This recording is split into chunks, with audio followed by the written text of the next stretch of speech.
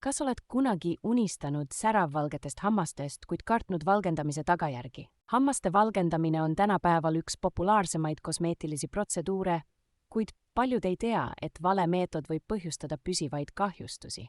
Üllatav fakt, hambad ei ole loomupäraselt lumivalged, vaid kergelt kreemika või kollaka tooniga ning liiga valged hambad võivad näida ebaloomulikud. Agressiivne valgendamine võib õhendada hambaemaili ja põhjustada tundlikkust külma ning kuuma suhtes. Professionaalne valgendamine hambakliinikus on küll kallim, kuid ohutum kui kodused kiirmeetodid. Valgendusaine tungib läbi hambaemaili ja muudab hambakoe molekulaarstruktuuri, mistõttu muutub hambavärv heledamaks. Kohv, punane vein, tee ja tubakas on peamised hammaste värvi tumedamaks muutvad ained.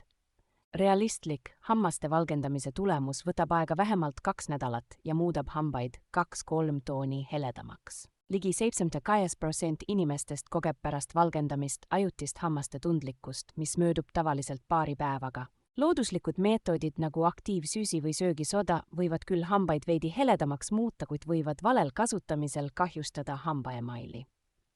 Parim viis särava naeratuse saavutamiseks on kombineerida professionaalset valgendamist õige suuhügieeniga.